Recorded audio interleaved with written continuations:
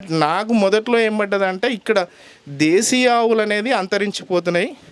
దేశీయ ఆవులు ఏమనుకుంటున్నారంటే ఇప్పుడు పల్లెటూరులో మీరు కూడా వస్తుంటే చూస్తుండు ప్రతి ఒక్కరి దగ్గర జెర్సీ హెచ్ఎఫ్ ఆవులే కనబడతాయి. సో నేను దేశీయ ఆవులు నిజంగా కూడా పాలు ఇవ్వవా, సో ఎన్ని ఇస్తాయి? గుజరాత్లో వీడియోస్ చూస్తే డే వచ్చేసి 10 లీటర్స్ 20 లీటర్స్ సో అలా చెప్తున్నారు. సో నేనేం చేశానంటే సరే మన ప్రయత్నం ముందుకెద్దామని జాబ్ చేస్తుంటే ఒకటి రెండు ఆవులు చేశాను. గురువు గారిని మధ్యలో టైం ఉన్నప్పుడు అప్పుడప్పుడు సంవత్సరానికి ఒకసారి 2 సార్లు కలిసేవాని. సరే అప్పుడు ఏమైందంటే ఇంకా అలాగనే ఆవులు స్టార్ట్ చేశాను. సో నాకు ఇచ్చిన ప్రకృతి మరి నన్ను ఎలా అంటే దాంట్లోకి ఎలా లాగిందో తెలియదు. అంటే ప్రతిదీ కూడా మనం ఒక అడుగు వేయడమే లేటు, అడుగు వేసినాక అదే లాగేస్తుందని మన బయట అంటుంటారు. కానీ 100% నా విషయంలో అది జరిగింది. సో ఒక ఆవు నేను తీసుకున్న ఆవు నేను అవగాహన చేసింది కూడా రోజుకొచ్చేసి 6 నుంచి 7 లీటర్లు ఇస్తుందని నేను అనుకున్నాను. సో అలానే వచ్చాను.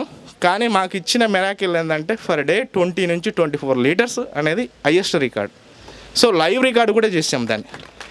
సో ఎందుకు అని అంటున్నానంటే మనము మొదటగా నిస్వార్థంగా ఏ పనైనా అంటే దాంట్లో ఎట్లాంటి స్వార్థం లేకుండా మొదలు పెడితే న్యాచురల్గా ఉన్న ప్రతి ప్రోడక్ట్ కూడా అద్భుతాలే ఇస్తుంది.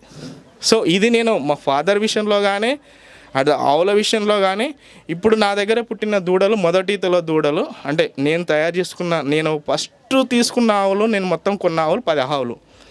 ఇప్పుడు ప్రజెంట్ వచ్చేసి ఒక 50 ఆవుల వరకు సంఖ్య పెరిగింది. ఆ 50 ఆవుల్లో నాకు మొదటితలో పుట్టిన ప్రతి దూడ కూడా 12 లీటర్ల నుంచి 14 లీటర్లు 18 లీటర్ల కూడా రీచ్ అయినాయి ఇప్పుడు కూడా ప్రజెంట్.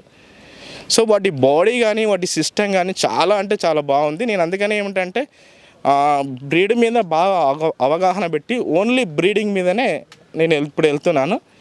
ప్రజెంట్ ఇంకొక నేను న్యాచురల్ ఫార్మింగ్ కూడా చేయాలి అనే ఒక చాలా అంటే ఆలోచన అంటే ముందుకుంది.